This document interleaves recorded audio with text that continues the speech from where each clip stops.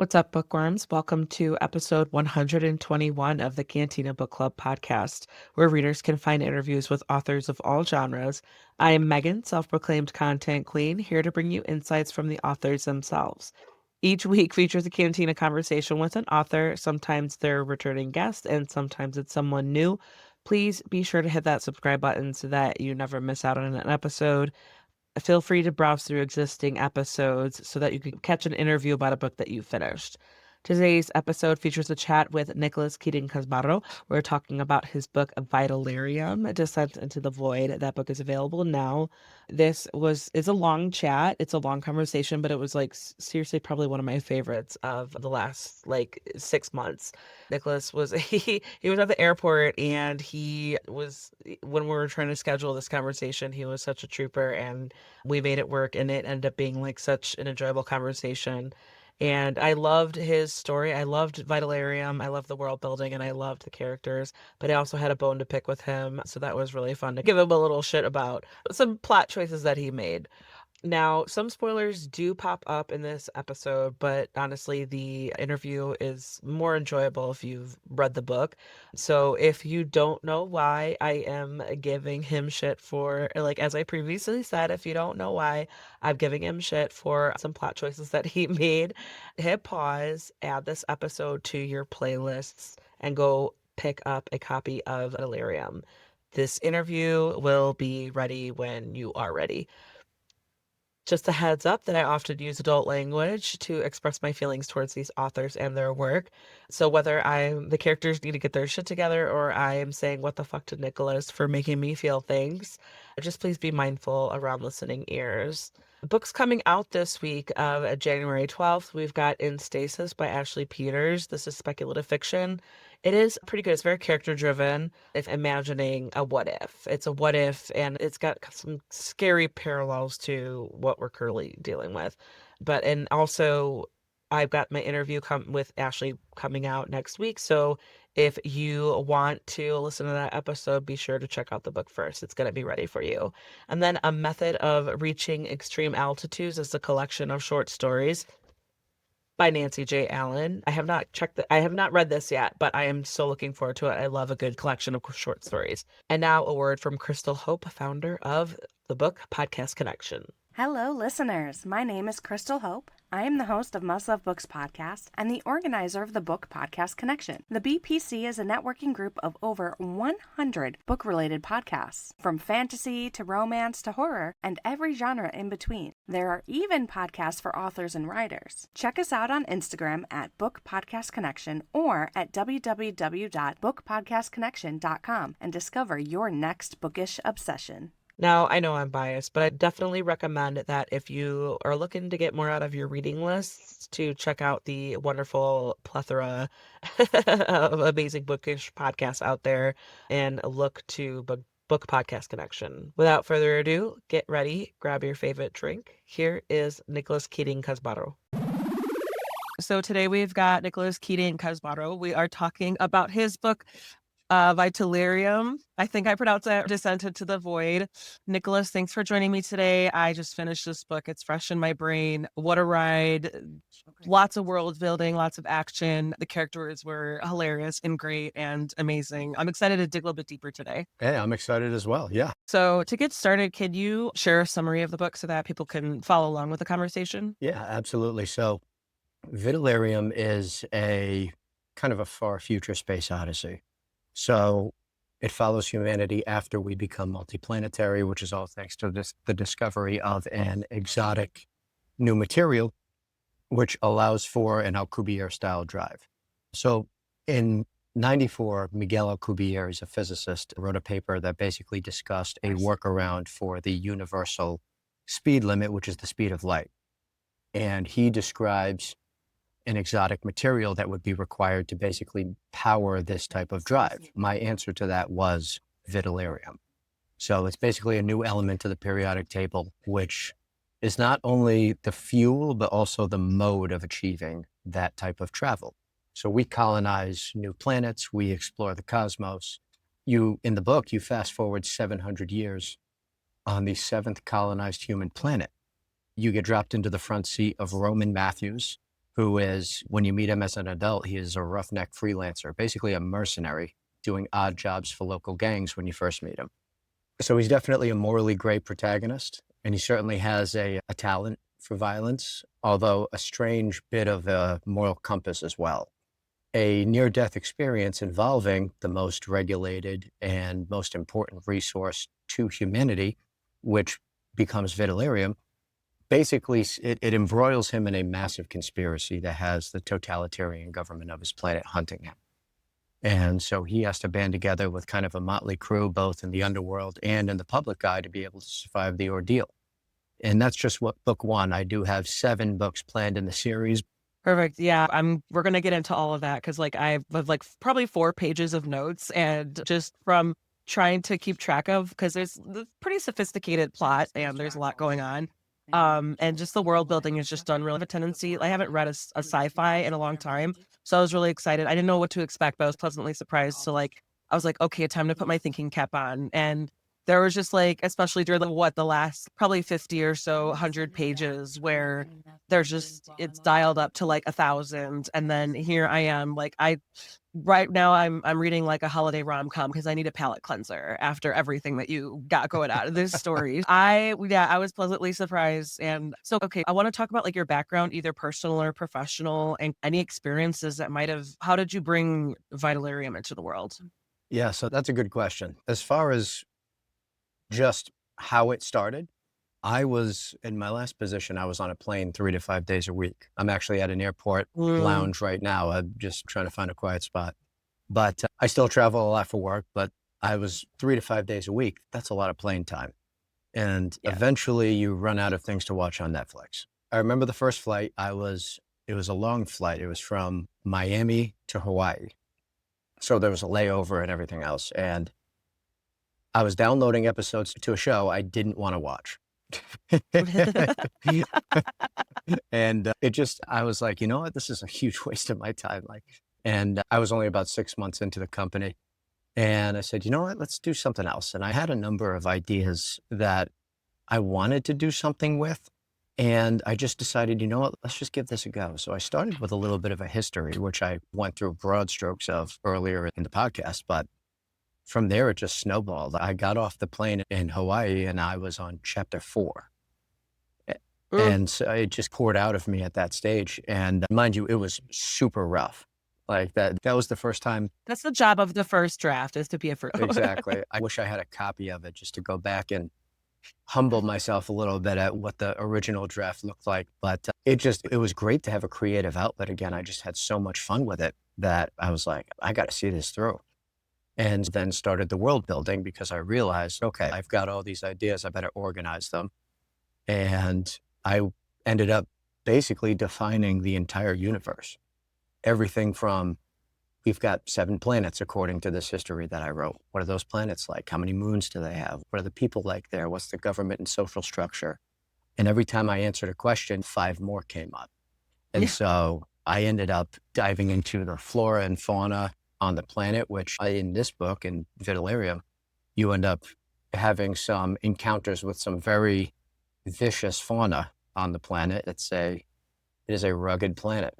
And that is one of the things that Roman has in his tool bag. That's his skill set is he is very well versed with the terrain of the planet, the different types of creatures that you can run into there. And that's the reason why he's able to do the work that he does, is because he can travel into the areas that are not inhabited on the planet and survive.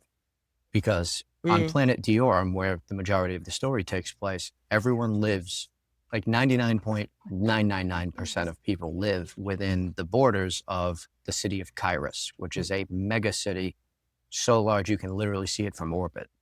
But other than that, the planet is completely untamed. And so his ability to be able to basically just survive in the wild, it becomes becomes not only a skill, but it becomes his source of income as he's mm. floating through life when you meet him.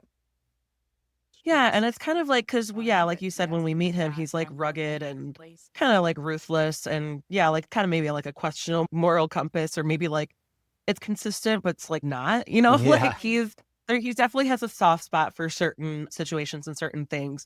but it's because of his upbringing. Because, when we meet him, we're like, he's had to develop street smarts, but also he still retains some of that like academic adjacent intelligence, like you said, with the flora and the fauna, where he's got to be really familiar with the creatures that he's up against and the other organic life that he's up against on the land that he's trying to make the most of. Yeah, and when you're diving into his backstory at the very beginning of the book, because when you first meet him, he isn't an adult. You get to meet him as a preteen almost, Yeah. and he is one of the encounters that he has with his father is his father's quizzing him on the Fauna Diorum books that he has probably just lining his little shop.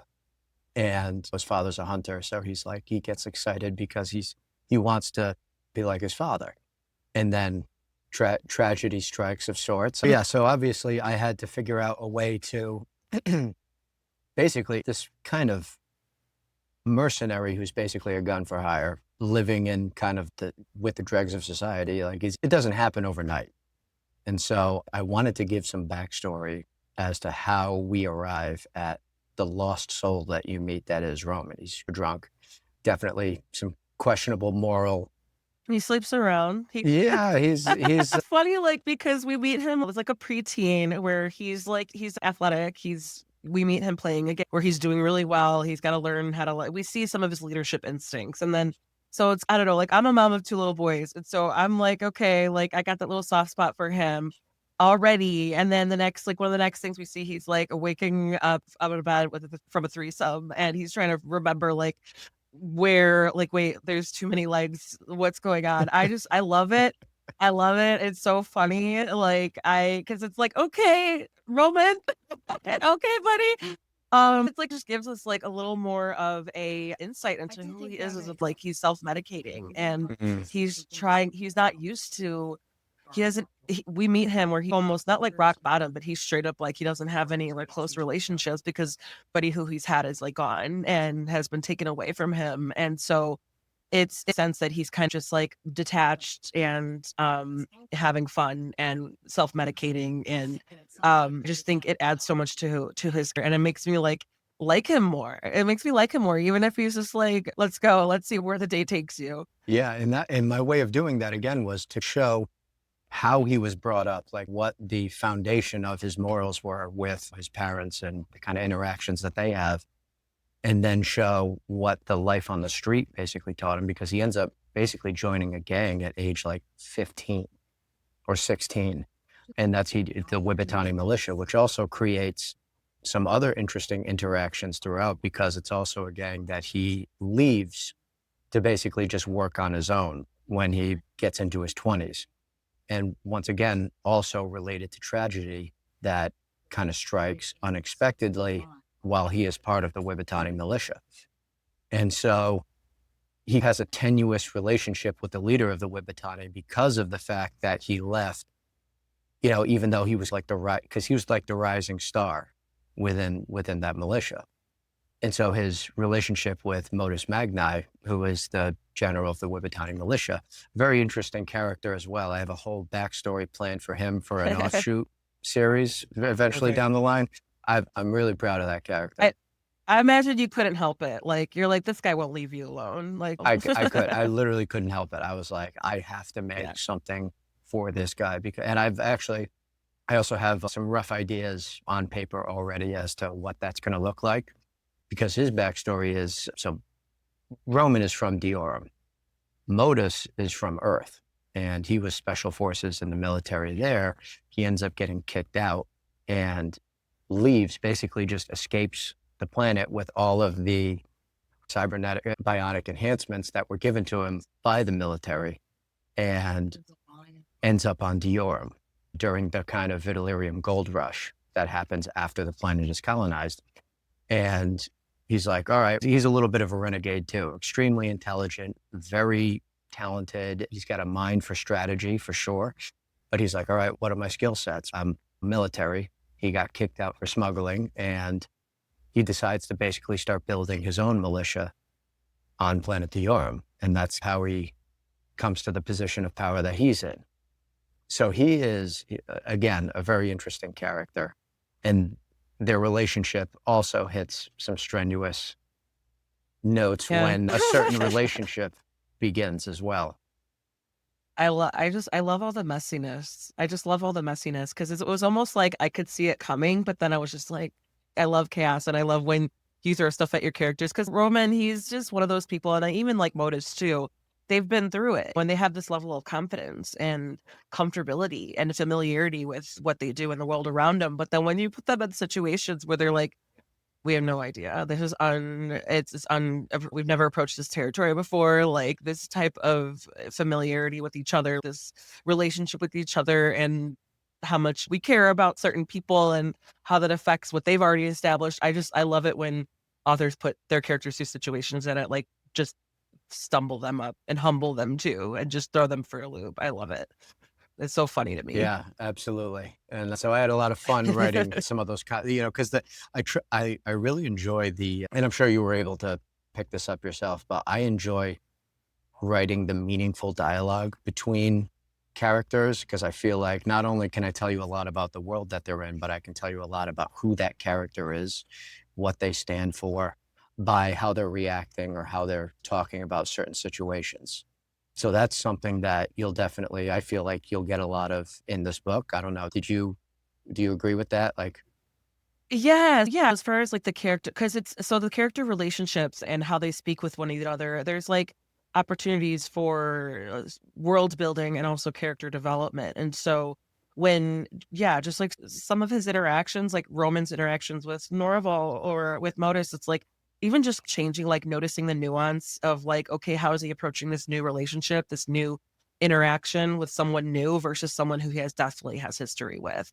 It's like there's a level of comfort there, and there's a level of just history there where he's already like, "Yeah, okay, what?" Versus he's maybe like when he meets certain people, he's still, "Okay, I don't have time for this," but he's also like, "Okay, I guess I have to still interact with this person." And then even when we get towards the end, when it seems like there's no hope left and he meets another character that he has like a reluctant alliance with, and even then he's just like, "I don't fucking care anymore. I'm not interested in whatever you have to say," but then he's like he acquiesces that he's like, "Okay, I guess I have no choice." And so it's like the examples like that where like, yeah, definitely you can when there's dialogue, you have this is just me because I read, but it's also so tricky when there's so much world building versus like depending on genre. Like you're sci-fi, you're gonna approach it differently than like historical fiction or romance or a fantasy. You're gonna approach these things different ways. But at the end of the day, it's like character relationships. It's yeah, you have to like how it's almost like the iceberg, like the beneath the backstory and the underneath mhm. what's not being said, like show don't tell. And it's like you could see his demeanor change person to person. So no, I definitely picked up on that. Oh, good. Awesome. It's good to hear. Yeah, for Yeah, sure. and the relationships were important to me because it's a multi-narrative book. There is a lot going on, and so to make sure that you're grounding the reader and making sure that they're remembering who that person is, what they're like, it was important for me to make them stand out. And the relationships become exceptionally important to Roman's character growth because as you see toward the end of the book, when he ends up having a relationship with the daughter of his former mentor, Modus Magni, or name's Monique Magni. And she eventually, oh, you said people are reading this anyway. Yeah. So she ends up being killed. And that shows not only character growth for Roman, but for Modus as well.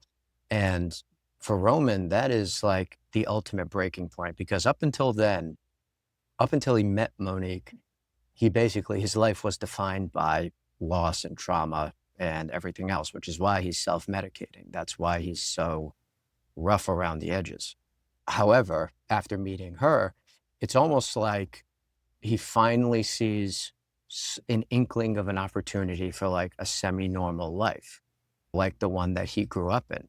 And he falls pretty hard for that. It's definitely her. They're definitely alike in a lot of ways, maybe even toxically at times, as you can see through some of the scenes. But Mhm. the, it, when she basically is killed, you basically see like any like his vision for any sort of normal life is just shattered, which sends him way over the edge into basically his rediscovery of purpose.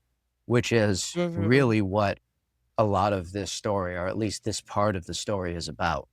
What that purpose is going to evolve significantly, but because you're basically watching the emergence of I evolve. There's a lot of different things that have inspired me over the years. There's a lot of interests that I have that I wanted to weave into this. I'm obviously fascinated by science fiction and just science in general. I'm not a physicist, I acknowledge that, but I read physics papers and scientific articles to try and make sure I'm grounding what I'm writing in that. I'm fascinated by ancient civilizations and mythology and things like that, and I try and weave that in where I can. That's so interesting because that makes so much sense when you're building a world that's, like, exploring how man would colonize other planets and how it's, like, almost like starting over Yeah. again. And, yeah, I wanna piggyback on that with another question that I usually ask is, like, about the research because I imagine you went down, like, so many rabbit holes and got carried away, like, 3 or 4 hours of research for, like, very maybe only 2 sentences made it into the book for, Yeah. things like that.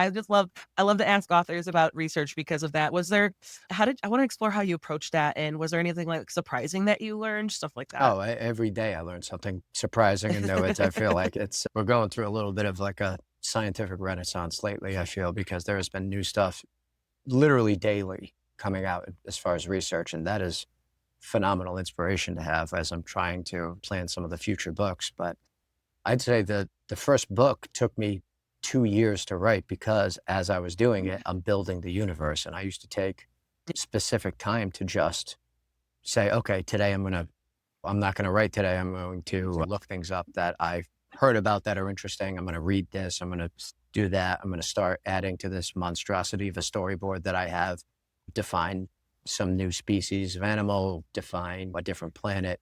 At one point, I had to build a religion because Mm, there's a religion in the future. And what does that look like? All right, let's write the tenets to it and see what that turns yeah. into. And just to put it out there, maybe I should put this in one of my books, but no one's gonna be turning my shit into some religion down the line. So that's I'm gonna have to put that in my book that at no point can this be It's like, utilized what for how do you, that. like, trademark, like, "This belongs to you." You're not trying to develop, like, a new following in that term. You Yeah. just have to just trademark it so that, like, hopefully you protect it at some Yeah, point if you haven't already. I'm not trying to get you to join my cult, but this it's No. just these are they're all vehicles for me to basically discuss different philosophical elements of the Although I wouldn't human nature. mind hanging out with Emmanuel for an afternoon. He sounds like a solid, like, interesting dude.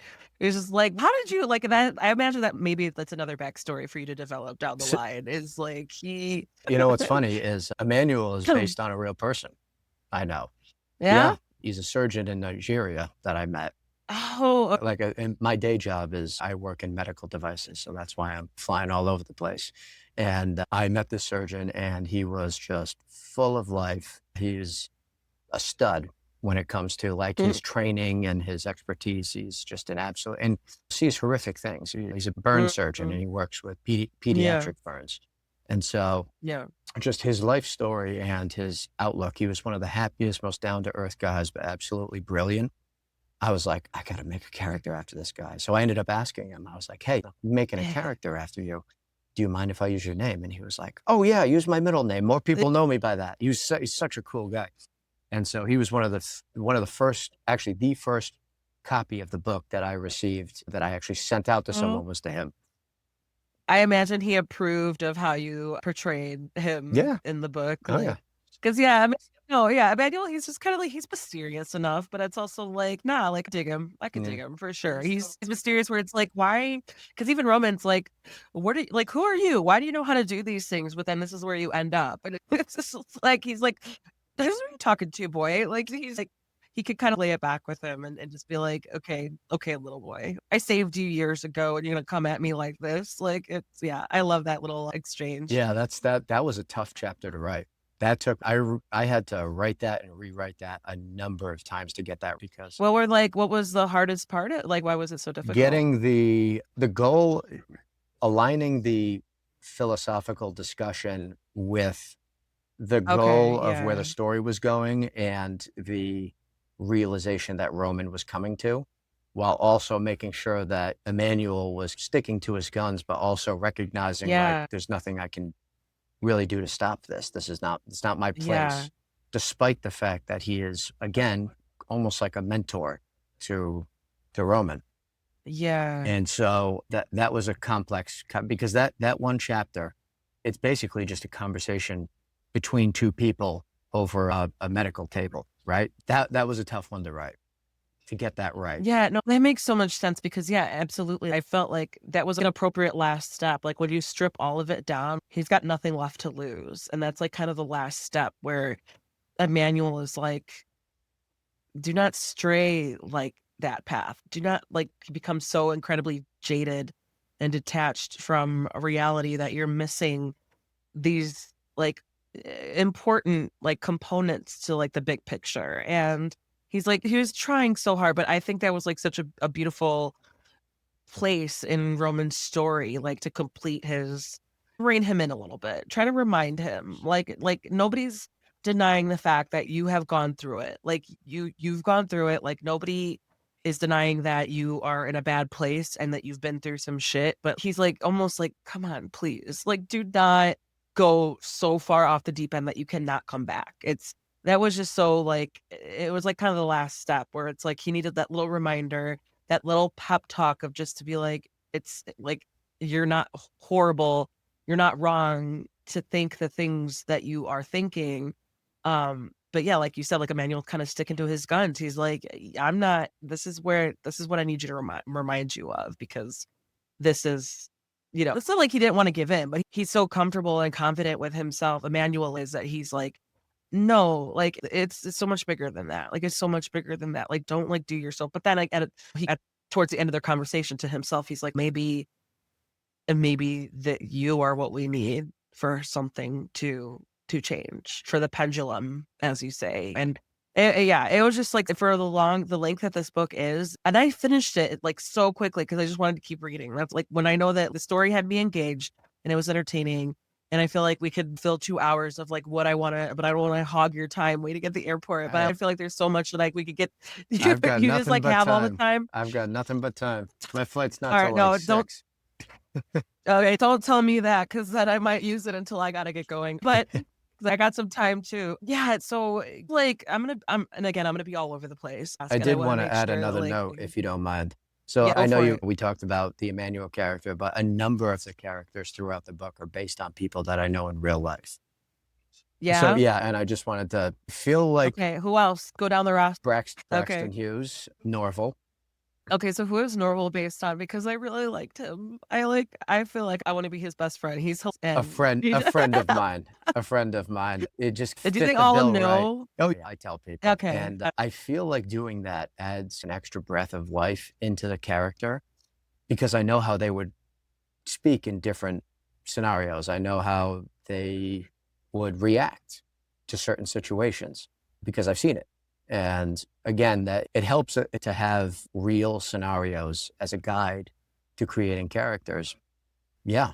Yeah. I think it's That's so fun because that does I think that's really common though. I think also just because of all the other things that you had to keep track of, like in your story to make sure all the dots stay connected and that everything was consistent. Because not only are you building this like new world, but you're still adding like the politics and the oppressed groups and the secret groups like, or underground, and then like the potentially triggering content like the poverty and the death and the oppression and the human trafficking and like all of that. So it makes sense that you were just kind of leaning on towards personalities that you already knew so well so that you could be like, let's see, these are characters and this is the role that they're going to play. But for the sake of personality and character development, this is where you're going to start. Like, this you're going to start, like, you got your little blueprint. Because I always joke with people who write sophisticated plot lines who I imagine if you're like, it's always sunny in Philadelphia where he's on the board with all the post-it it's one of notes, my the tape, he favorite looks all memes. It's crazy. one Yeah, of it's such a meme that could apply to almost any author and almost any like deep diving bookworm because then this story reminds me of when I interview authors, I just take notes, even if it's just keeping track of what happens and like a timeline and stuff, but it helps me like organize my thoughts. And so I can imagine whatever, like if you're your Google search history is a mess. If your Post-it notes or your desktop on your computer files are a mess, like I can't, whatever your organization system is, I figure it's forgivable if you have a little Charlie in you. Yeah, I definitely organization was a huge thing writing the story because, like you said, there's a lot of moving parts, and to make them align, it didn't always line up perfectly at first. There are many moments where I would like jump out of the shower with like a good idea, like, oh man, like I got to write this down because I found a better way to do something. And maybe I would just Yeah. allude to it earlier and then go back and it would make more sense in later text. Or I thought of a good quote that would be like a good defining quote for a character. I got to write it down. It's always when I'm in the shower and when I'm on the cusp of sleep. I get the best Of ideas, and then course, I'm waking up my wife of with my course. phone light because I gotta write it down next to me, and she's like, "Go to bed." She's like, "Ah, Yeah, again?" Like, "Turn your brain off, honey." Like yeah, that I don't know if that's ever gonna happen. That's Yeah, that's okay.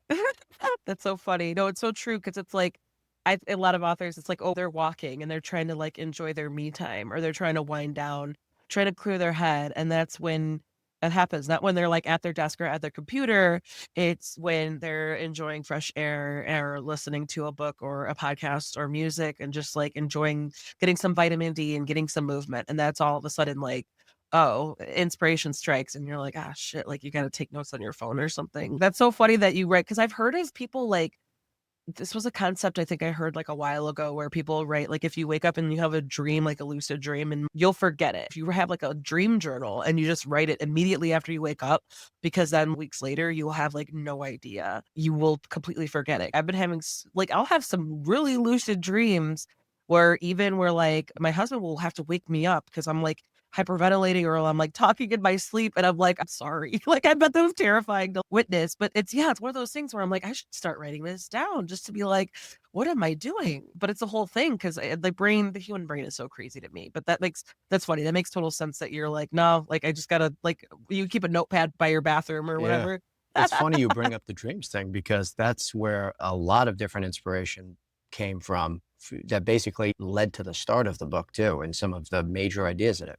Like for instance, I have some pretty fucked up dreams. Yeah, I it's okay, there's no judgment, it's just your brain trying to make sense of yeah. things, and it's just like it depends on whatever you're putting onto paper, right? Have you ever experienced sleep paralysis? No, no, No?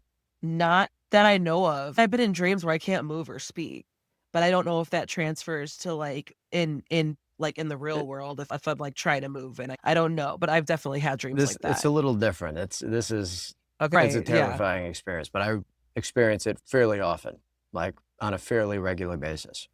And Where, like, so you wake up and you can't that move. is yeah, so you basically like my it usually happens after a dream, like after a vivid dream, what'll happen is my eyes will open and I can't move. And then I get this like it's always the same. You get like terror.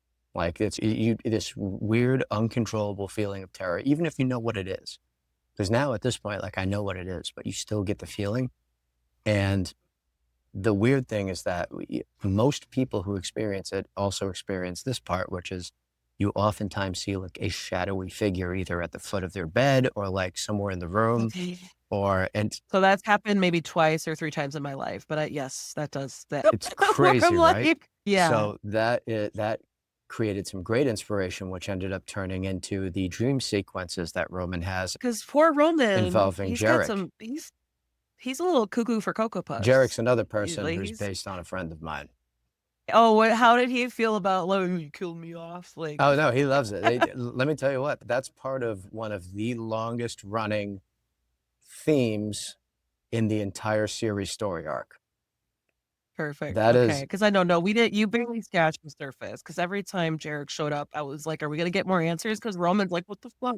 But he doesn't, like he never gets answers, he just gets taunted, and that's even more frustrating. As a reader, I was, like, frustrated with yeah, him. and I'm sorry for that.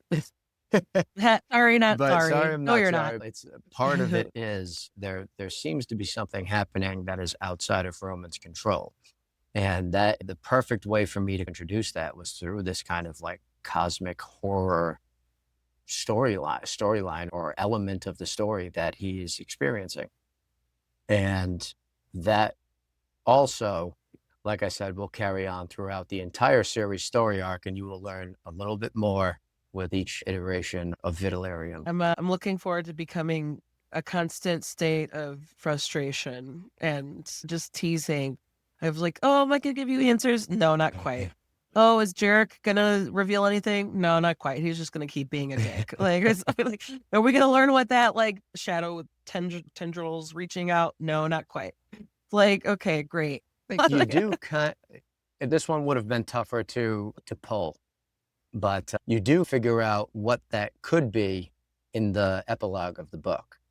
Yeah, so there's obviously at the end of the book, you figure out that there is perhaps a much larger conflict going on that essentially makes That's the trials of humanity seem insignificant.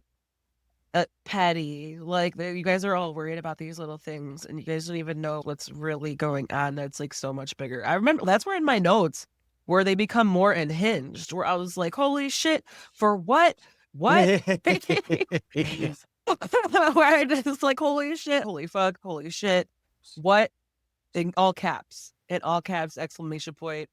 All that's where like towards yeah the epilogue. That's where it's like, again, now you're reminding me like of another thing that was going in my brain and where I was like trying to scribble down, but I was like going with the flow. I was like in the flow of the story, but then I was like, oh, I was just trying to keep track of everything. But yeah, I was like, because it was like towards the what the last like 6 pages, and I was like, what is he doing? I was like, what is Nicholas doing to us? Like what? Like And that's like what partial of my reaction to it. I was trying to it's funny, my editor even brought that up. He was like, I'm not sure if this is what you're going for or if it's something else, when he was like getting to the end of the book and then he was comparing it to the beginning of the book, the epilogue and the prologue. He was like, is this what it is? And I was like, yeah, that's what it is. He was like, and he was trying to basically get me to understand like we need to understand that is a different voice, like a very different voice. And so that's why I wrote both part of the epilogue and the prologue in italics. That's why I was like, all right, Yeah, here's a very simple way to show that it is a very different voice that is basically telling. And it's also the reason why the book is basically written in omniscient perspective. That was yeah. why I did it like that. Because like the first, what is it? Like you lay out the whole history before the prologue, which was pretty helpful. But I wonder because you already do so much world building where I feel like if you didn't lay it out point blank in the beginning, I feel like it still would have worked. Oh. Like I feel like it's still from my perspective, because like when I was like, wait, that wasn't the prologue. I was like, so when I got into it, and then we just did such a great job of like world building that I would have like readers would have definitely picked it up. It was super helpful, don't get me wrong, but readers definitely would have picked it up. But yeah, there's like a whole thing where it's like if there's something in italics, we know something's up. Just because I read so much, and I just finished the Stormlight Archive by Brandon Sanderson, and that was just like a whole all of that. I'm sure you're familiar Oh, with yeah. it if you're like to yeah. And I listened to all the audiobooks. It's like 250 hours of audiobook. And I'm not an audiobook like primarily audiobook listener. It's just the narrators, I think Michael Kramer and Kate Reading, they just did a phenomenal job. So otherwise I wouldn't not have been able to do it. But I feel like that's just what it reminds me of. It's just like you're weaving in that and then you once the voice changes, like then that's the cue for the reader because even listening when it's multi-point of view within the same chapter, it's there's a cue of some sort. That's just what that reminded me of where you're like, "Oh, the italics," and then it's like you have to distinguish the voice.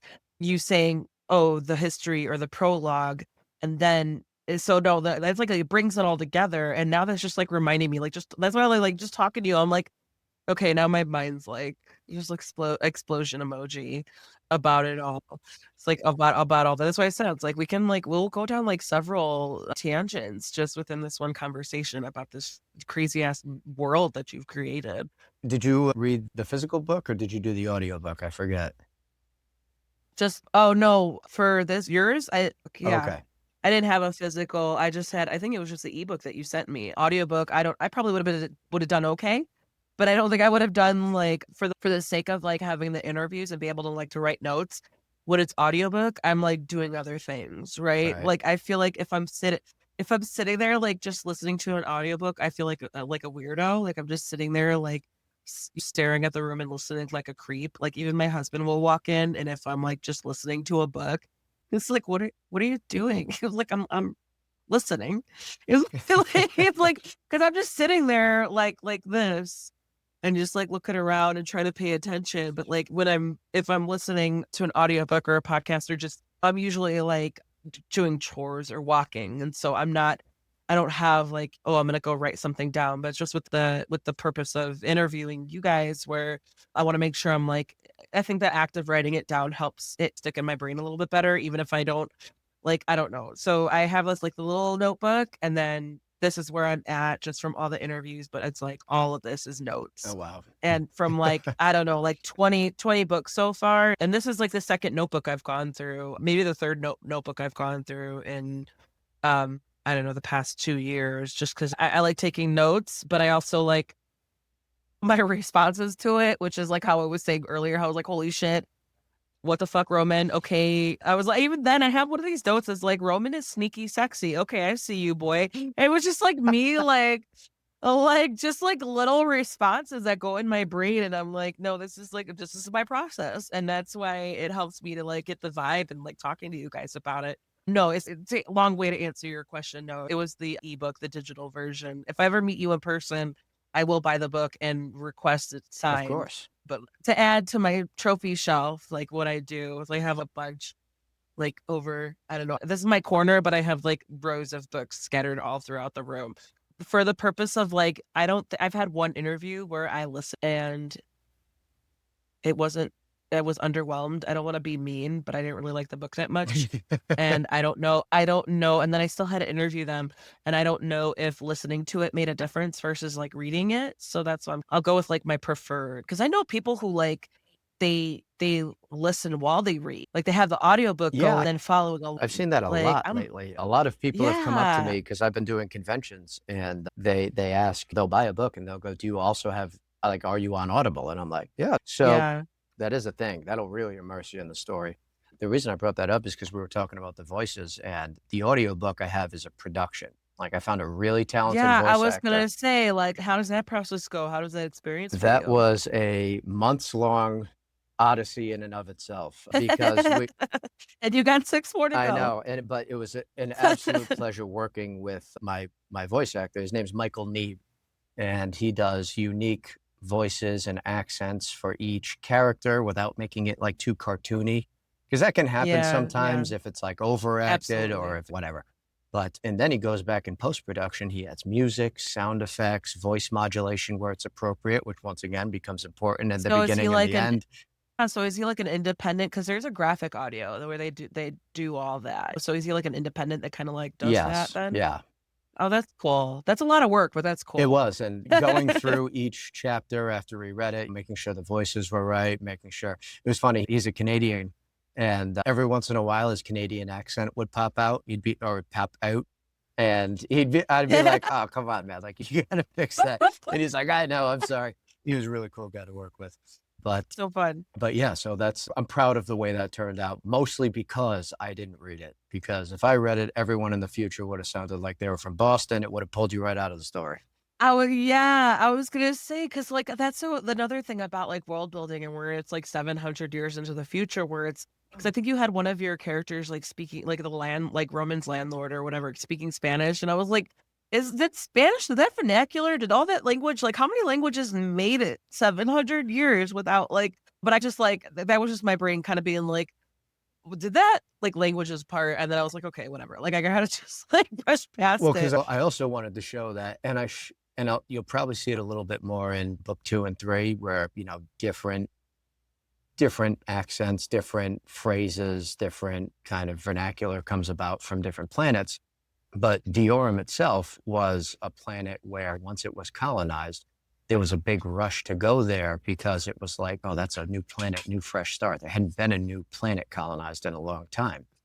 And so people came from all over. So I wanted to include some people from Earth who had made their way over there and how they ended up making their way once they got there. So Yeah, that's, so, like, even 700 years into the future, Earth is, like, still around, yes, but it's like a new reality where it's like, oh, like, there are all these other planets that people travel to, and it's just well known. Even in the history of it, you were like, "Oh, it just becomes affordable," and or not affordable, but it's just, like, normalized where you're gonna travel and migrate or to other planets, and, so there's this almost that's a whole other can of worms that you can go with where it's just like, how are, like, people from Earth treated on other planets? It's just like, what it's like part of your world building that you touch on. So, yeah, I think that was something that I thought was, like, also really interesting when you were building the world where it's just like, no, like, Earth is still a thing. It's still we there. made it. It's like yeah. So, I'm gonna throw this next one at you. It's a two-parter. We talked about it a little bit. What were the most challenging parts to write? What were the most enjoyable parts to write? That's a good question. Certain conversations were challenging to write, or I should say challenging to get right, because the first run through, the first draft it's the ideas are there, but maybe they're not, the continuity isn't there. And they just need to be Mm, honed to be able to be out a the little bit best they better. can. Exactly. Sometimes they were too long. Mhm. As you can see, it's not exactly a short book. And I probably cut out a good like 30, 40 pages by the time I was done editing. And it was small things, just shorten this part here. This part is unnecessary. Just cutting things down where I can. And that ended up over the course of 600 pages. It makes a big difference. Yeah, certain conversations, different parts of the political intrigue portion were at times tough to write because I was trying to make sure that I wasn't giving away too much of what was going on. So as the reader, there's almost like a mystery element to the story because certain characters are trying to figure out what's going on, both within the government and outside of the government. And I wanted that, I wanted the reader to be able to be part of that discovery so that they're learning about it at the same time as some of the characters are. So Yeah. making sure that I'm giving enough so that readers can follow and be like, "Oh, that is interesting. Like, that's important. I should remember that." Mhm. Versus like, because at times I was too subtle and it didn't pick up. And then it was like this big bomb that just didn't like, "Oh, we didn't even allude to that earlier." And I was like, "Oh, we did." But and once again, thank God for my editor, John Smith. His literal name is the most generic name of all time, but he was a great editor. And those were tough. The world building portions and the action portions were some of my favorite. I I think I could tell because a lot, like, that kept it entertaining where it was just, like, action-packed, it was just fast-paced, like, enough where I wasn't confused, but I was just like, "Oh, shit, Roman, what are you gonna do?" Like, it was just like, "Okay, how's he gonna get out of this?" But it was also one of those, like, where I just remember judging him hard during most of just the decisions he made of, like, he's wasted and he throws a grenade during one of his missions in yeah, which, well, it kinda kicks off his situation, but I'm like, "What the fuck are you doing?" I was like, "You're a fucking idiot."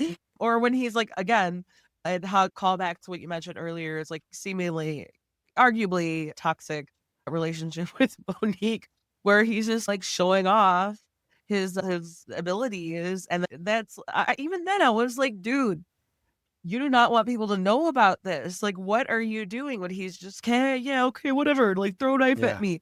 I was just like, "Dude, what are you doing?" Like, that those are the moments where I judged it, but yeah, that exactly, like, I could tell you had fun with, like, certain parts because that's where, like, this story kind of was hilarious and it shined through and it, like, kept the story going, and also, I think when Monique and Roman were making fun of Modus, that was, like, fucking cute and hilarious. 'Cause they were just, like, goofy, like, tipsy or whatever and, like, getting to know each other. I think there was another moment where they were, like, gonna fool around in an alley or something, and then he just, like, left his pants at his ankles, and he started goofing around, yeah, "Oh, coming for you," and she's like, "What did you do?" Moments like that, I was like, "That is, like, adorable and hilarious and cute," and I'm like, "You guys need to go to bed." yeah, yeah. And so actually, I take it back. That one scene, the recollection of the brownout, that that was my single favorite. I was proud of that when I finished that because the way that I wrote it was very, as you could see in the text, like I tried to make it he's jumping from memory to memory. He's got gaps, and you see that in the actual text itself. It's Eh, realistic. If you ever gone out on a night out where you have a little too much and then the next morning you're like, "Oh, shit." yeah, little regret, a little bit of fun, a little bit of, "Oh, no, what I'm gonna have to deal with this now." And that was a very fun scene to write. And I gotta tell you, in the audiobook version, it's like that. My audiobook guy, he deserves an award for what he did with that particular segment. It came out exactly as I imagined it, and he crushed it. Absolutely crushed it. Mike, props to Michael That's Neeb. awesome. Yeah, That's awesome. I feel like that's not, like, rare, but it's, like it's such, like, a moment where you're just like, yeah. "Yes," like, he captured it. You're like, "Yes," because I imagine it's, like, a whole thing and where it's sometimes you just have to be like, "Okay, cool. This is acceptable. Okay, good job." But then when, like, those moments when you're like, "Oh, he nailed it," and, like, it's a total different feeling, I imagine. And I was like, I've never, like, recorded for a book or written a book or have that, like, process, but, like, I can empathize with that, like, revelation where you're like, "Ah." that's also a good kind of, I guess, a good insight into the type of relationship that they have. I wanted them to have that kind of instant connection. That's why when they're first drinking after that bad meeting with Modus, they're hitting it off like very quickly. They've got a lot in common. But they also they push each other in a bad direction at times, in almost a childish direction. It's almost that's what he enjoys in her, because he is allowed time to forget all of the pain in his life, but it's also He not doesn't necessarily giving him any sort of direction in his day-to-day life other than, "I'm finally enjoying something for once," which I'm sure he needed.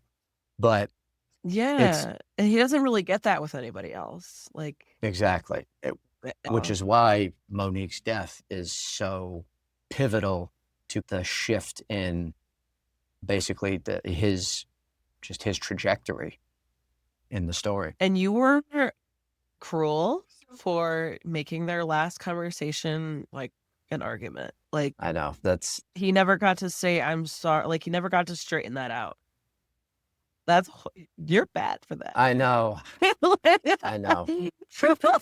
Just remember, like I said, like, I have to, like sometimes with a big story like this, I have to let it marinate, and that's why I'm like, I can't I gotta move on to, like, a fluff.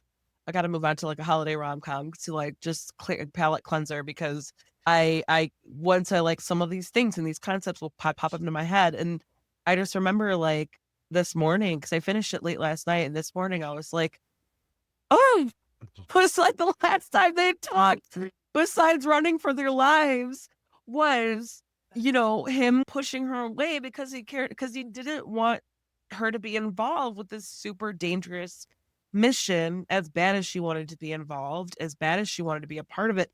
But even then, after the mission, even like during and after, I was like, "Oh, thank God she wasn't there."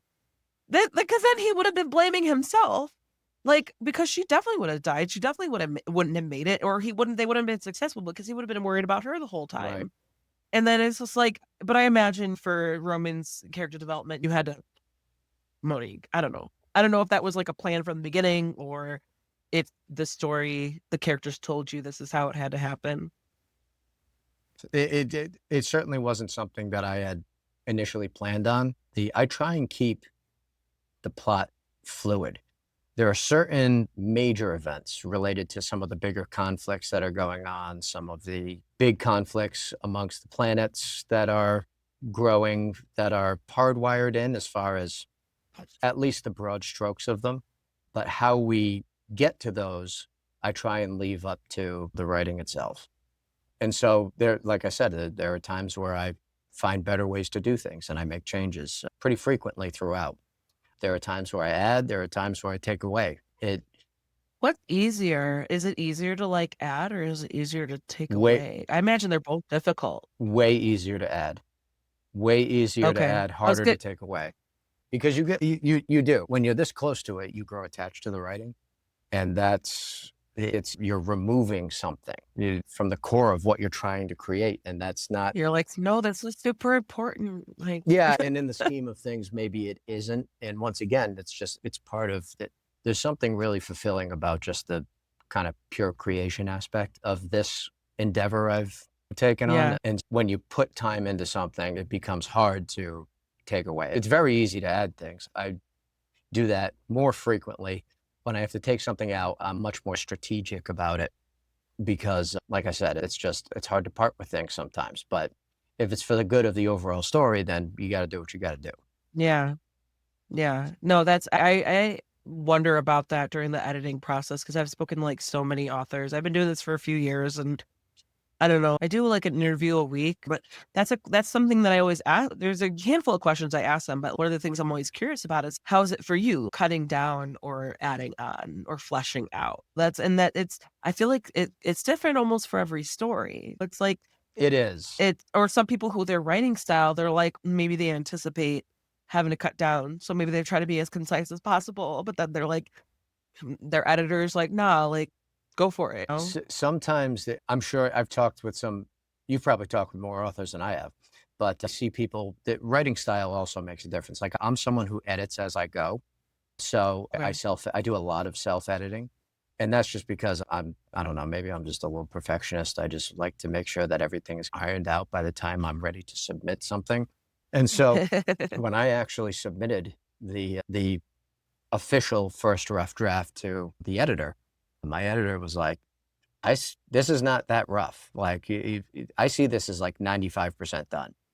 This you need to make this character's motives a little bit more evident to the reader. You need to cut down where you can, where you're a little bit too wordy with some of the descriptions. You need to make sure that things like that. But for the most part, he was like, "This is a very coherent story." I think he was surprised, like because again, this is the However other many jobs he has, he's like, "Oh, like, maybe it's a little refreshing for him." yeah. Like, maybe, like, not making his job easier, but he was just like, "Oh, like, I can be" like, he can work with it a little bit more with a little bit more energy. I don't know. I don't know what the life of an editor is like. I've only edited, like I have one of my high school friends, I've edited her work, like, 4 or 5 titles for her because I was, like, English degree, but I'm like, with developmental wise versus proofreading, I'm, like, still learning that, but it also she writes, like, dark romance with a lot of taboo, and that's, like, the subgenre that of a romance that I'm not attracted to, and it's, like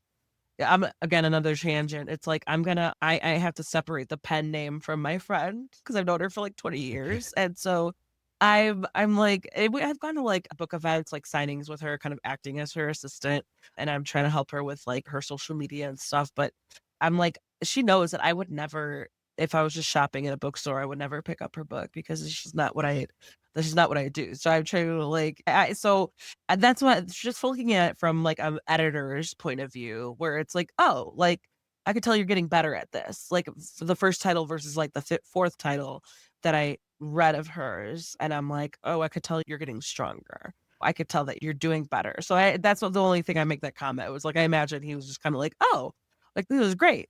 I think he was just surprised that it was my first book that I had ever written Yeah, because that's crazy. I wanted to ask about your experience of, like, writing your first book, even though you talked about it, but, like, of what like, big lessons learned, like, anything that you can I would just wanna explore that experience for you. yeah, I definitely learned that you need to create a schedule and adhere to it by all, uh, no matter what. So for me, Self-discipline. yes, that's important. So I schedule out my writing times. I make sure that I stick to those and that I get it done. Not that I had any real trouble with it once I did that because I enjoyed the process so much. But the whole book essentially was written at 36,000 feet. So the plane just became my writing office. And so that was my writing time. And I would do writing and editing and other things outside of the airport as well. But that was a nice way for me to disconnect. And maybe I was just that much closer to space too. So that's so Looking that was out the window and, you know. yeah, yeah. And other things that I've learned. Like, you're indie published, right? So that's Yeah. I So mean I've got a little boutique yeah. publisher. They're called Atmosphere Press, and they were great. They provided a lot of different things to me that like I said, this was my first endeavor. They were good about helping me understand what I didn't know. Everything from getting blurbs, where they come from, how to submit for awards. And the cool thing is it's already won a couple awards now. I got the Gold Book Yeah. Award from Literary Titan. I got the Florida Publishers and Authors or Florida Author and Publisher Association. It's like FAPA. I won their I'll presidential edit award. I'll edit That's it it. out. Oh, It's yeah, okay. whatever. But that's No, that's cool, and that's awesome. just That's fueling the crazy. fire Yeah. for other books in the series. And they showed me how to go through those processes, how to list. They did all that for me. They listed it on Amazon and Barnes and Noble and NetGalley. I hadn't heard NetGalley since I was in elementary school learning about the internet. That was a Hilarious. callback for sure. Because they're still a big deal, like, in terms of arcs and getting the word out. Yeah, absolutely. So they helped me run that. They did a lot. They set me up with the editor and my proofreaders. The proofreading, good Lord. I only went through 2 rounds of editing, and like I said, it was a very interactive process. It was very collaborative. My editor was fantastic. I went through 6 rounds of proofreading. That's the With how many proofreaders? Like, one person No, it was or 2 different proofreaders, and they do that on purpose to make sure that, once again, it's getting some people catch things, other people don't. It's the different eyes and all that, Yeah, yeah. because it's not a short book, despite the fact that it's like you said, it reads pretty fast, but I almost got tired, 6 times through my own book. I almost got tired of reading my own book. Almost. I'll say almost. But still, that was a That's one thing I give authors credit for is to, like, they're like, "Oh, I had, like, 10 rounds of edits." I'm like, "How are you, like, not going crazy right now?" Like, and then because you still have to do, like, your press, right? You still have to do, like, the hype. You have to still have to hype it up even though you're like, I have been this has been, like, in my brain immensely for, like, however many weeks or years or that's not I think that's the part that, like, a lot of people don't talk about is just how much not like, yes, it takes a lot of work, but just, like, the tediousness and, like, how meticulous you have to be and everybody else has to be, and then you have to, like, "Oh, I got the second draft back, okay," and then you're like you just have to, like, prepare yourself Yeah. for yet another round of whatever, yeah. And I think another thing I learned was that I feel like so many people, especially people who aspire to write, get caught up in this like, oh, I started a book and then I didn't touch it for however long. And yeah, you got to sit down, you got to write it, but you also need to recognize like you can't be afraid to do something wrong because you always have an opportunity to go back and change some things. Yeah. Like I actually, when I first released the book, I released the book and then I recognized like, oh, I really want to, like, I thought of a good idea. I was like, I really want to just tweak the wording on this whole like first part right there. And I was able to make those changes and then submit it and get it changed in the text for all of the books after it was already released technically. So like you always have opportunities to go back and change things. Just get it onto paper, man. So it'll That's, like, the hardest part, I think, is just almost, like, not even just exclusive to writing a book. It's just, like, the hardest part of any big deal thing that you try to do is just to start. Like, it applies to a timeline of anything other than just writing a book. It's like, just start. You're absolutely right. You can't be afraid to, because, like, yeah, you're not gonna get it perfect in the first try. You're just not, and once you accept that, it's just like the world is your oyster. It's so liberating to just accept that I'm not gonna get this perfect on the first try. And, like, just accept that and just, like, fucking go ham, like, just go for it. yeah, It's so important to accept. you gotta be unafraid to look foolish in the beginning so that eventually you can look like a pro. Because that's the only way you're gonna No, figure it I out. You just gotta dive absolutely, in I head look I first. like it's so true. Because even, like, when I stumbled myself into podcasting, but even when I've listened to my first, like, interviews that I've done, I'm like, "Oh my god." Like, when I was just, like, a little, like, a beginner baby interviewer, and now I'm like, I own it. I'm like, I don't even care how much of a dork I am. Like, I know what I'm about. I read the book, and that's, like, I know that a lot of I don't know how many podcasts you've been on. I think I, like, stalked your Instagram for a little bit. But, like, know that, like, a lot of authors have been like, "Thank you for reading the book," because it just makes the conversation so much better. And that's why I just, like, I make it a point to read the book because I know that, yes, it makes a conversation so much better, but it's like, it's also I have a hard time talking. I can't have an authentic conversation with you guys if I can't dig into everything you guys got going on. Even when I was first, like, figuring things out, the difference is so obvious and it's so funny. It's cringe when I'm like, reading other, I'm like, if I ever like release any episodes, I'm like, I'm gonna edit the shit out of them because I just don't. I'm not up to par, up to my standards that I've got going on. Yeah, Oh, you're absolutely right. it does make it makes for a more interesting conversation for sure. I think when I interview with someone who has read the book, because we can dive in, we can get into the weeds, and it sounds a little less promotional, like salesy, and we can have fun with it. That's it. It makes things, yeah, and it makes like finding the audience a little bit more tricky. But I feel like I said, like whatever you got going on, I'm worried about like comfort, and the quality versus the quantity. It's just like I said, like we're a little over an hour now, and I'm like, okay, I will try to like get us back on track because otherwise we would just like do talk about whatever. So I'm gonna throw this at you. Actually, hold on. First, no, I'm gonna throw this at you. I'm gonna do it. Throw it at me. Let's hear it. What do you got?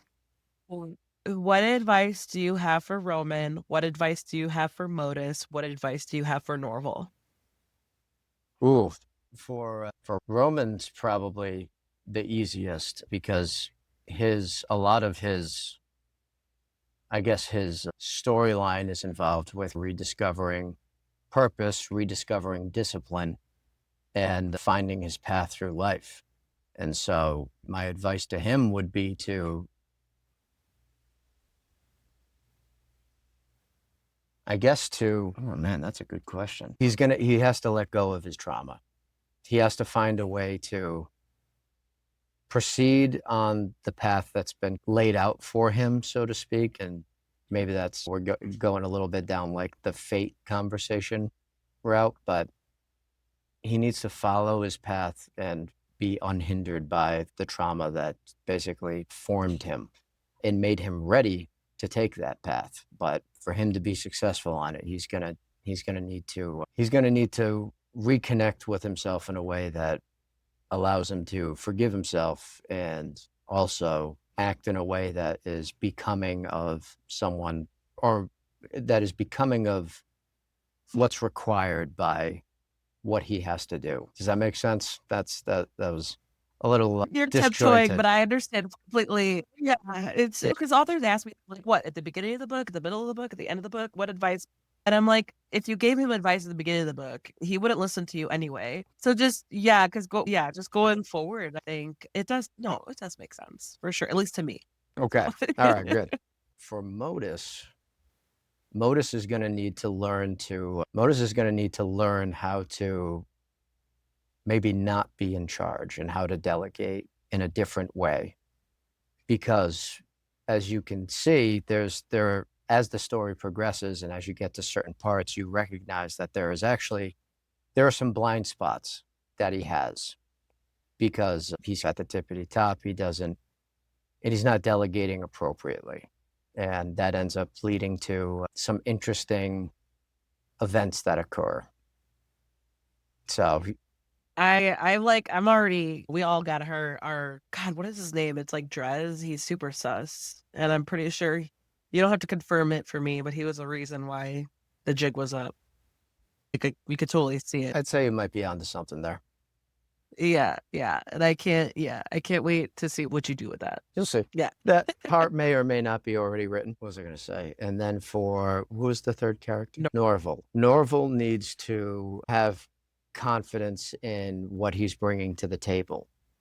And that's going to certainly come to light as his storyline progresses with Roman and with kind of the new group that he's found himself wrapped up in.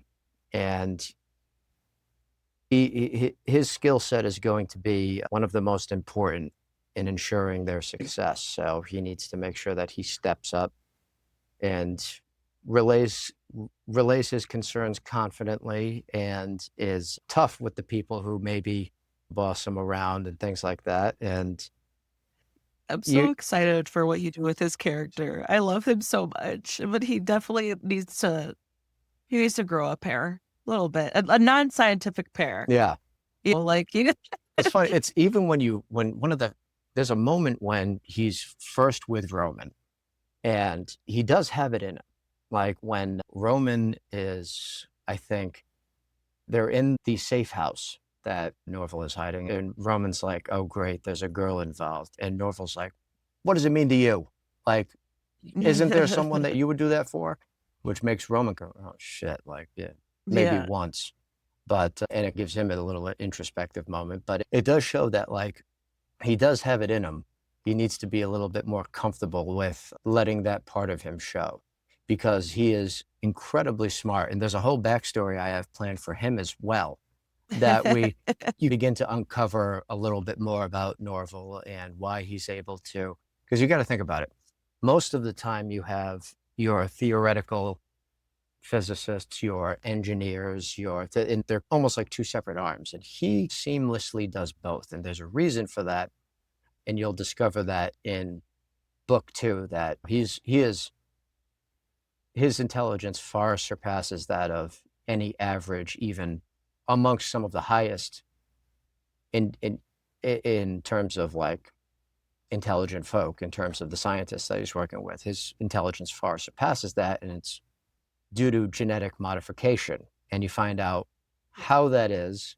It's actually alluded to in the first book when Xerus says something to him before he escapes the lab, where he's basically like, Yeah. considering where I pulled you from. And then immediately Norval's like, no, I'm grateful. Trust me.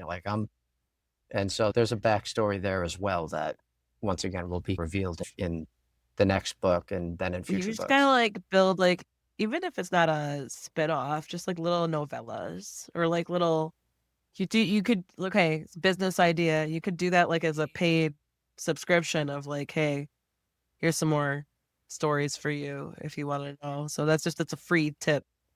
It's funny you mentioned that because I've, on top of the book series, the audiobook series, I've also begun adapting the text to a comic book series. And That's so exciting. yeah, so right now 2 episodes are out. The 3rd one will be out like next week, like any day now. Um, Okay. Where can we find that? 'Cause I'm, like, really interested in that, like, with the artists that you're working with, and who are you working with, like, a publisher, things like that? so for right now, it's only available on my website.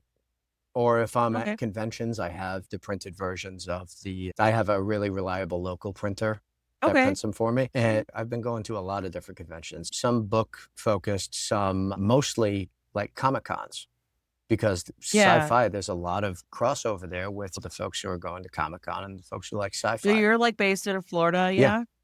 and there's a lot of them. Okay. I have 2 more this year, and by the end of this year, I will have done 20 conventions. That's amazing. That's awesome. In the past, like, what, like, a year and a half or whatever? Year and like 2 months. Yeah. Yeah. Okay. No, that's a lot. Yeah. That's a lot. Are you ever have you ever made your way to Chicago? Let me know, because that's where I'm at. I'll definitely let you know. Yeah. 'Cause that's where the event that I was telling you to ask you to reschedule. It's because 'cause there's a book event in Chicago that I'm trying to make it to tonight, so that's why I'm like and I'm in the suburbs, so I'm like, I just worried about traffic and all that, but let me know for sure. Yeah, definitely. I only just started branching out into some, like, out-of-state conventions, like, I just did Boston Fan Expo. I'm doing Rhode Island Comic Con in November. And, like, on the East Coast and Yeah, right now, it's expensive to travel with boatloads of books and things like that, so, yeah, Yeah, I have I to be no, smart you don't about it. gotta tell me I traveled with an author who was doing a signing in Florida, in Orlando, from Chicago, where she was like, "Okay, I have 2 check bags. I'm gonna borrow one of your check bags." I'm like, "Yeah, you got it. Don't worry about it."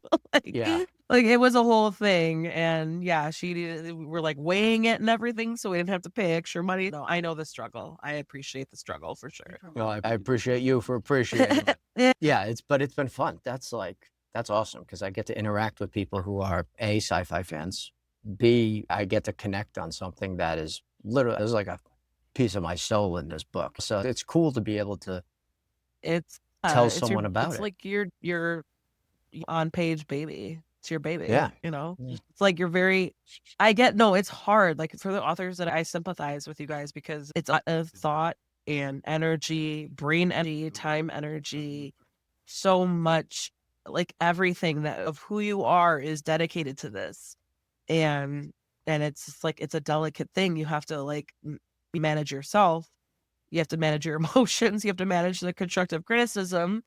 It's a whole like that's why I don't know, even if I don't like the books very much, I try my best to just be like kind, and not to be like, because like I'm sure you're dipping your toes into like the online book community, and some people are just like horrible, and it's so stupid.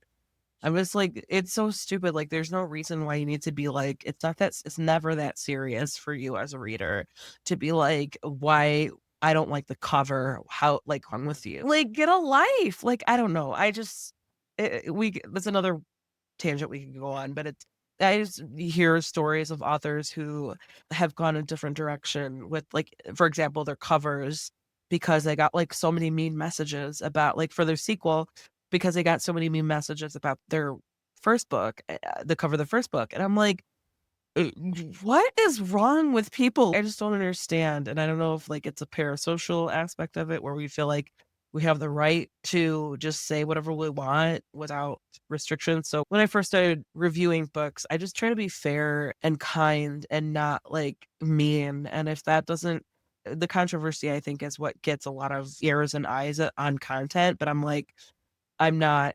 I'm just gonna help you promote your work, and I'm gonna give an honest opinion, and even if I don't like it, I'm gonna find something to talk about so that you can reach more readers that are, maybe it's not my thing, but it's another person's thing. And part of me is just being like, I say yes to a lot.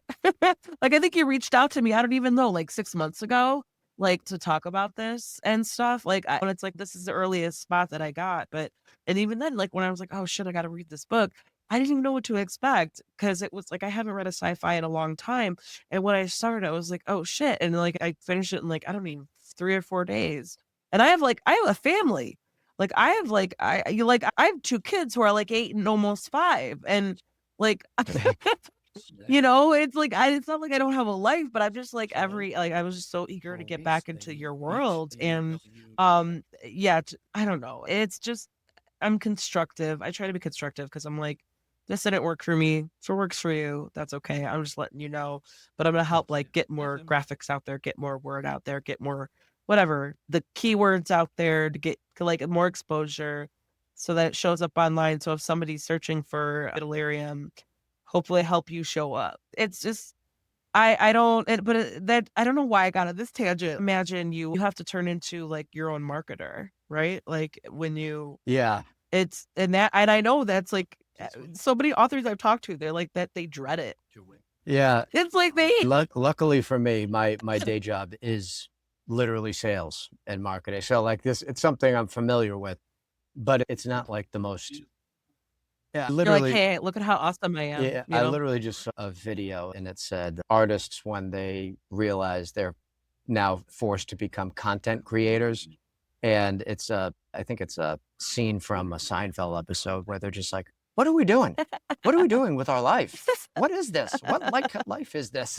It's, Why did we do so? and I reposted. I was like, "That's very accurate," Yeah. and that's why I feel like I enjoyed this kind of conversation much better. Like I have no problem talking about it, but when I'm forced to record videos where I'm just looking at a camera, talking to really no one, like it's like pulling teeth for me. So Yeah. I at least I love connecting with people on stuff like this, and I love talking about this stuff. But to just post content is exhausting.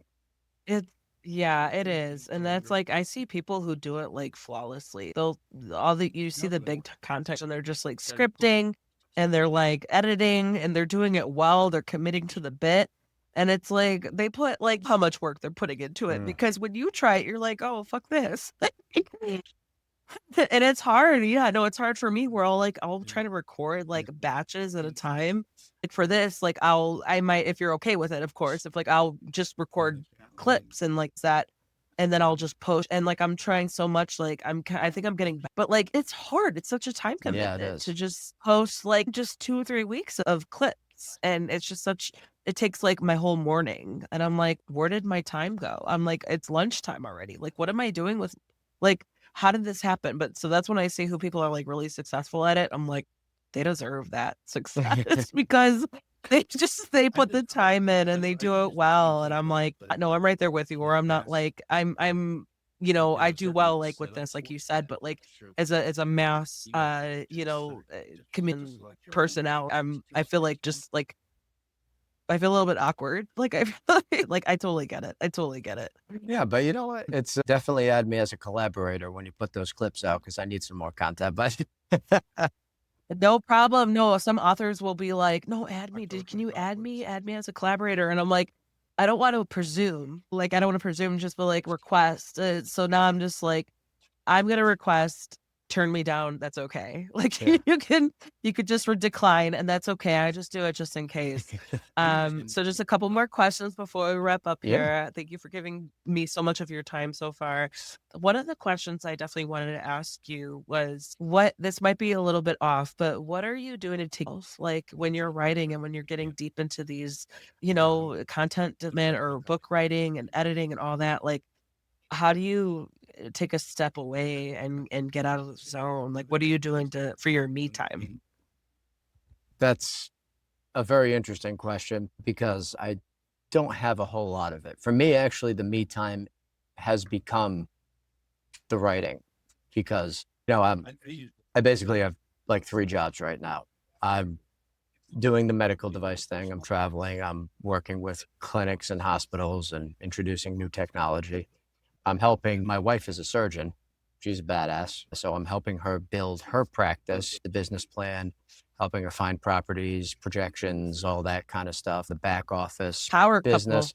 Yeah, she's awesome. She's also my toughest beta reader and my one of my biggest supporters. So I appreciate the shit out of her. Yeah. Yeah, she's been great. She's not afraid to tell me when different parts No, suck that's either, which sometimes that's what you oh, need. it's Yeah. the You're like a woman would never do this. incredibly important. If you Yeah. want your Yeah. writing to Absolutely. read as if you want it to read real, you've got to make sure you get a little bit of insight where you may not So have it. curious, does she read for leisure? Yeah, she's part of a book club actually in South Florida.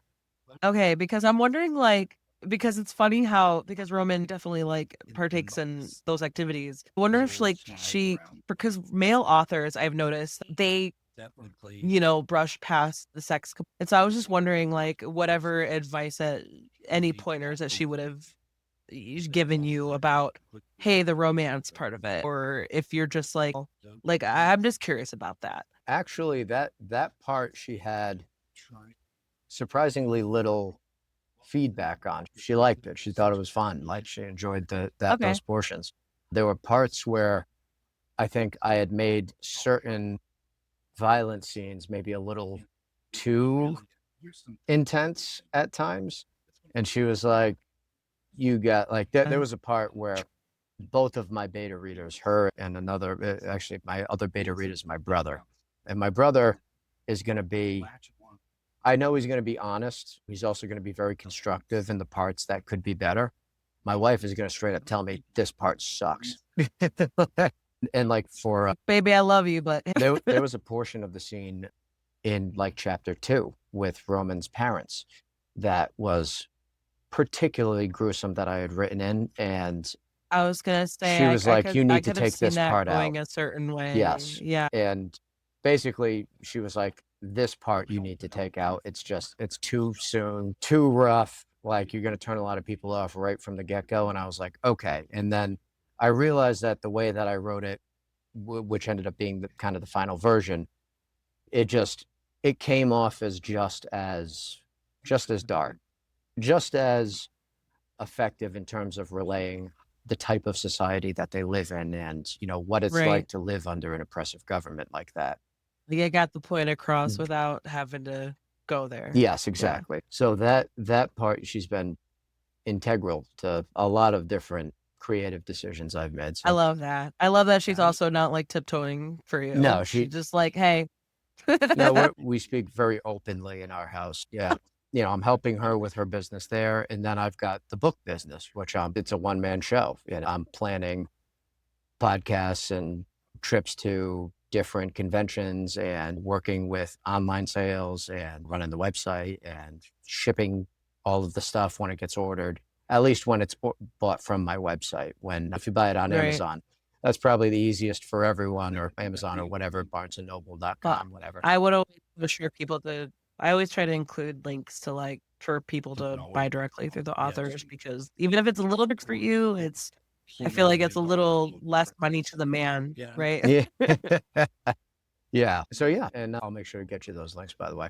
But yeah, so Perfect. the me time Well, is no, they for your me time, yeah. yeah. So that circling back, yeah. So the me time is extremely sparse because we also have a 2-year-old amongst all of that. So I don't. Oh God, I know how fun that age is. Yeah, she's so cute though. I can't. It's you can't like. Oh, so you're a sucker because it's a girl, so you're already in trouble. I bet you were in trouble from day one. She is because she is adorable. It's tough. It's tough to, but we're a good team, my wife and I, in terms of making sure that we That's so teach her discipline that and that she understands, like, yeah, you can't always get everything that you want right it's now. And we've gotten it's one day at a time, dude. Like yeah, it's the only unsolicited advice I will give anybody is one day at a time. Seriously. Like taken. Yeah. screaming for like I've got like two boys. They're 8. He's in 3rd grade, and then the younger one he's gonna be 5 next month, and he's in his last year of preschool. And it's the Wild West, I swear. Like the second one, he's like a spawn of Satan, and I don't know if it's a second born. So I don't know. I don't want to scare you if you're trying to have another one, give her a sibling. But and I was one who was like holding out for a girl, but if I had two boys, I was like, I'm That's good. enough. I'm done. Like there's a chance that I will have a 3rd boy if I am pregnant again. I'm not interested. Like I just like because I would just lay down on the floor in defeat every day because I like when I'm mom and I don't want to say like I'm the soft one. My husband probably thinks I am because he's like he's more stern, he's more particular, and I'm like more go with the flow, and I'm gonna choose my battles. I don't care if you're only having like 4 bites of your breakfast. Let's get out the door. You got to go to Mm. school. My husband is the one who's like, eat your food. Oh, and so I don't like with the both of them. I'm like, it's at that age. They're at that age where they're like becoming people, and it's interesting, and it's because I could pick on them. Yeah, yeah. I like they could pick on me. Like my 8-year-old, he roasts me like so bad. He like without even like he kind of know. I almost want to high five him. Like one of the times we were like my husband and I were kind of discussing about like some like household item where we were gonna like put something like, oh, we're gonna put this in this room, put this in this room, like what do we want? Whatever. And then my 8-year-old, he like chimes in and we're like, hey, you don't pay rent. You don't have a voice here. Like it's not up to you. And he just looks at me, he's like, I'm gonna be taller than you. And I'm like, because I'm 5'3" on a good day, and my husband's like, he's not tall, super tall, but he's 5'10". I'm pretty sure my kids are gonna be taller than me within a few years. And then so I'm like, Yeah, you know, I'm like, yeah, but you're not right like, because now. he's probably right. Oh, I Still. know he's probably right, but I was just like, excuse me, like it's just like certain, things like that where it's funny, but it does like having a child definitely like adds more to your family and more to how you're learning about yourself and how you're learning about how you work with your partner. Because it's like you see how your wife is as a mother, you see how you are as a father, and then you see how like that new relationship, that new role, how you guys like work with each other. It's a whole thing. I'm sure like if you know by now, but it's like I say it's like a 3-nager, terrible 2s, but it's like a 3-nager. When they're 4, they're like getting the hang of it. But I don't know. I don't know. Just think of your worst personality traits, and that's what you got to prepare for. Fair enough. That's great advice, actually. Yeah. Yeah, it's too funny. Kids are great. Kids are awesome. I know. It's like that's my ramble on parenthood from me just being like, so let's see. Oh, okay. What do you hope readers get out of Vitalerium? So when I was writing this book, just a lot of current events for inspiration as well. It's not a Mm, one-for-one, but there is definitely No, some I can inspiration kind of derived. tell. And I would just challenge people to here's a good one. So one of the things I showed was the dichotomy between the 2 different types of media. And you've got the state-run media, and then you've got at in the book, it's actually illegal media goes that far. Yeah. And so I think just challenging people to not take everything they hear at face value. And maybe if you see something that you're like, oh, that resonates, like, good, that's my point. Art is supposed to imitate real life, right? Or at least reflect it, right? But I would challenge people to not try and recognize their biases, just the lens that they're looking at it through, and maybe understand that no matter what side of the aisle you're on, you're going to have your own biases, and you're going to see things in a certain way where other things may take the same exact text and see something entirely different that Yeah. supports their side.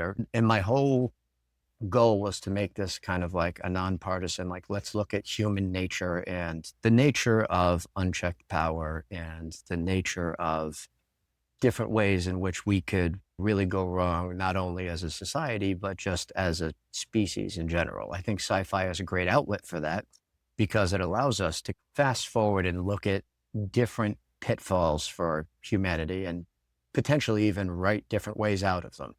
Yeah. So that was what I wanted to relay in a sense, even if it was subtle. And that's what I hope readers take that from the book as well. That's, I think like self-awareness is, no matter where you're at, self-awareness is like it. yeah. And you're absolutely right, because talking about either side of the aisle, I feel like there is so many, because that, yeah, and I'll just lightly touch on it. Otherwise, it's another tangent we can go on. But I think that just noticing what your algorithm is doing, Mhm. and like noticing that there's so many, like the fact that like the internet is just so free and expansive. Everybody has a voice, and that means like the people that you're listening to, they vote, they can vote. Mhm. Like, so it's just no matter how much is like overtaking your attention span and you're influencing or not influencing or reassuring your belief system, you just have to, just self-awareness is so important, and not just for like individuals, but like for people who have a huge like platform. It's like I feel like there's so many people who are like, we're not seeing the whole picture, and if I feel like if we saw the whole picture, we'd be so much more like regulated. I don't know. Like, No, I don't know if regulated is the right word, but like it's just, and either side of the yeah, aisle, more it's measured. So like yeah. I think I feel like nowadays identity becomes like so tied to politics, which is, I think, dangerous. Because if Yeah, that becomes your absolutely. identity, then, the person on the other side, whether they're your countrymen or whatever, that's going to become eventually your enemy. And we find ourselves in Yeah. fairly polarized times now. And I think conversation needs to basically be something that we prioritize and look at who people are, not just by the political identity that they may have, because Even if that is like, not what everyone, that's not yeah, the, even just not for an audience. Like if it's just, I bet if you get people on two sides of the spectrum with not cameras around, with nothing, just in a room and they just talk, I feel like there'd be so much more understanding, even if it's very little understanding. I feel it'd be much more constructive than what a lot of people have been doing lately, is like putting cameras and having it orchestrated and set up and all that, because it's I feel like we just see a lot based on what people and what's shaped to be seen, yeah. for sure. And what I think is important is just recognizing that I think like most people, the majority of people are good natured people who just want to see the world become better. There was a great line from, I don't know if you watched that Fallout series on Amazon Prime. It was fantastic. I played the Fallout games, but there's a line where they're looking out at a city that was nuked, and the girl who was basically in the fallout shelter just her whole life, knew nothing of the outside world, was like, what happened? And he said, same thing that always happens. Everyone wants to save the world. They just couldn't agree on how, or something to that effect. And to be able to make sure that you maintain that trajectory peacefully, you got to foster Yeah. conversations, and you need to have conversations with people like that. You can't just watch the things that you like to hear and that agree with your belief. You got to hear everything because we're learning till we die. And that means that you need to be open to hearing different things, because otherwise what ends up happening is the two different sides are driven apart for too long, then eventually the only solution that seems reasonable for either side is for one to come out victorious, and that's essentially what happens through Yeah. before you get dropped into Planet Diorum, where now you've got the Yeah. state-run media, you've got the single party, and you've got essentially everything else is illegal. So we could talk about nails. OMG. So he was so like, I don't know. He was a fucking like wild card. He was Exactly. He was the Always Sunny in Philadelphia Charlie wild card. You had no idea what to expect from him. He was just drug-addled every moment that he was in the book, and he said I love crazy things. He I loved Roman's like response to him. That was like an example of Roman being confronted with a situation that he had no control over. Yeah, he just yeah. And I wanted to show, like, a little bit of vulnerability there too, because that's just showing creating a three-dimensional character and putting them in different situations so you can see, like, I mean, a well-rounded character is gonna come off better, and Nails is a great way to show, like, what happens when you meet, like, just a psycho, just a hilarious, like, untamed, just unbridled ridiculousness from that guy. That was so much fun for me to write Was gonna say because that whole group was so uncoordinated, like even just appearance wise. Otherwise, they knew how to work together, but they were like all dressed like Roman was like, "Are you serious, yeah. guys?" And they're like, What? "What?" Like, And I wanted to show, like, that love the kind of the ragtag team that some just because of how well they know each other and how well they interact with each other and know how to get along some crazy how, that always makes for, I feel like, an interesting dynamic, and especially when you throw in high stakes action types of conflicts, you get to see how they operate under real stress, and once again, that was incredibly fun to write. I was gonna say that also offered readers an opportunity to see Roman totally out of his element because, oh God, I forgot. Like whatever her name was, the pop star, she was like, "No, this is gonna happen. Like, I insist, and there's nothing you could do about it because I'm" like, she didn't say it, but she was like, "This is my job, and, And like, she's like, "I'm I'm holding the purse hiring you." strings." Yeah, Yeah. like, straight up, she's like, "I'm paying you, and this is what I need to happen," and he was like, "Fuck." Yeah. It's like and then he was given, like, the most impossible situation almost, but they worked well up until they were Somehow. given until, like, I feel like so many other characters, it was just, like, almost impossible for them to get out of it, like, alive. Right. Like, the fact that they got 3 3 people out of there, 3 hybrids out of there, what like, 4 hybrids technically, Mhm. plus 2 of them, it was, like, a miracle almost, like, you threw everything at them 'cause I would again, that was another thing in my notes where I was like, "Wait, like, what's this team? Like, this cyborg team? What the fuck? Oh, holy shit." And that's what made me be like, "Oh, good thing Monique isn't there because she would not have made it, or Roman would not have made it because he would have been worried about her." And, Yeah. yeah, that was it's also fun because it was fun for me to write because, like, these types of action scenes, you can in real life, when you run into conflict, like, I'm not gonna pretend to know what it's like to be in a gunfight, right? Once again, I try and do my research so I can be as accurate as possible, but you go in with a plan, and then you end up having to just creative problem solve under intense, high stress, and so it just goes to show, like, it doesn't really matter what they were walking in there with, they were gonna have to figure their way out of it no matter what. No matter how crazy the team was that he was dealing with. I think it's also cool to see the team that Valeria has because one of the things that's interesting about her character, and you get to see her a little bit more as well in future iterations of the book, but because she is such a huge celebrity and because of the access that she has due to that, she's most of the time you have to have like a very special license to be able to Yeah. utilize any spacefaring craft. That's how they basically modulate space travel and control society. She's able to skirt around that, and so she's she has a finger in everything. And that's why she runs with such an interesting crew. She's got her muscle, who is cyborged out, Strider. And Strider has bionic arms and legs. He's just a house of a human. And then you've got, what's his name, Nails, who 12 grenades strapped to his he crop top, whatever, like, and just his a fanny pack of drugs. yeah, just a wild card, but absolutely fearless. Like almost like he's like an overgrown child in a way. Like he's just nothing can happen to me. So I'm just gonna run in guns a blazing.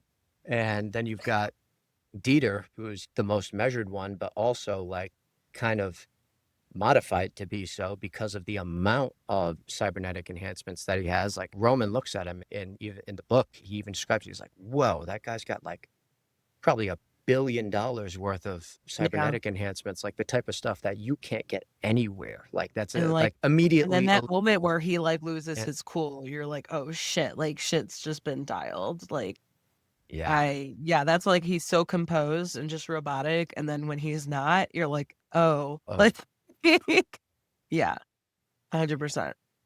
that was another very fun scene for me to write. I enjoy the action scenes because it allows me to once again show characters under stress. It allows me to put the reader at the edge of their seat, and I try and write those scenes in a way where you really you're you're with each character for every little step, not just the events that happen. Oh, that was crazy. You're getting the emotions they're feeling while they're in it. You're getting what's going through their mind as bullets are whizzing through over their head or plasma charges from a Vitalerium rifle. You're like you get to almost get a little taste of the fear that they're experiencing. And I try and write those in a very specific, measured way so that you can feel like you're reading, but you feel like you're there, like you're on the edge of your seat, Well, it's because wondering like what's going to happen. so many situations that you put the characters in, it's just like, oh, they're gonna get out of this. Oh, they're gonna get out of this. But then it's like, oh shit, they might not get out of this. Yeah. And when Roman's like, he has that significant moment where we think he's gonna find a way to save everyone, and he can't, and he has to accept that. And that's like also another like point in his step in his um or devolution into what he ultimately becomes, where he's like, fuck, like, yeah. And that it was heartbreaking for me as a reader, where I was like, no, like, I wanted him to save everyone, and then I he had to know. accept that he couldn't. And then for the reader, for me at least, it was like it became really obvious that he can't, and he has to think of the priority, and it sucks. And that's like very realistic, I feel like, to people who have been in that situation as far as like war or secret missions are concerned, for sure. Yeah. And not everything goes to plan. And you have to make the best of the situation that you're in. Yeah. Yeah. That was, those scenes are exciting for me to write and I enjoy Yeah. a lot. So expect a lot more action in book 2 and 3 and so Oh, forth. I'm ready. I'm ready. I'm not ready. I'm like, I'm ready to not be ready. Well, that's the best way I could say it. It's like, I'm looking forward to the the chaos that you've got, the organized chaos, I guess I should say, that you got going on with your epic saga. Yes. Okay, so Excited I to will bring it to you. for yeah, that's what we need. We need that energy. Perfect, perfect. Vitalerium, Descent into the Void, that's out now. I recommend it to anybody who's welcoming sci-fi, high sci-fi, epic, complicated story with fun, crazy characters and like a little touching a little bit on anything. It's got a little romance, it's got politics, it's got just underground things, and then it'll throw you for a loop. So it was super pleasant surprise, super fun conversation. Thank you for giving me so much of your time and your patience. And when and if you're ready to talk about the next story, the next installment, feel free to reach out. I'd love to chat again. And there you go. That was Nicholas Keating Casbarro. We're talking about his book, A Vitalerium Descent into the Void. That book is available now. Check out the show notes to see links where you can find Nicholas online and on social media and where to purchase the book. In the show notes, you'll also see where to find Cantina Book Club on your favorite social media book communities like Bookstagram, Book Talk, BookTube, Facebook, Threads, all that good stuff. Never miss out on book reviews and author interviews. Make sure you follow and subscribe. If you have any book loving friends who are looking to get more out of their reading lists, please share Cantina Book Club with them, and so that they can find upcoming interviews and book reviews. Another way to help this podcast is to head on over to your favorite podcast player and give Cantina Book Club a rating and review. It helps me reach more listeners and book lovers like you, and that goes for any podcast that you listen to. It's one of the easiest things that you can do to help out. If you need book recommendations, please reach out to me. I love, love, love speaking to new book lovers, and if they need a recommendation, I am already with my favorites from all genres. I love suggesting books. Or you can head on over to cantinabookclub.com where you can find more in-depth book reviews from all genres as well. While you're at it, you could subscribe by entering your email on the website so that you could get reviews and episodes delivered directly to your inbox. If you want to support Cantina Book Club even more, you can donate by finding the form on cantinabookclub.com. Whether it's a one-time donation or as little as $1 a month, I seriously appreciate the support and will share my appreciation by giving you a shout out on the show and maybe something extra. And finally, one of the best ways to help authors promote their works is to head on over to Amazon, Goodreads, or wherever you leave your book reviews. Give the title that you've recently read, rating a review. Besides actually buying the book and shouting out on social media, reviews and ratings seriously do help them out. Thanks so much for listening, and see you next time. Cheers.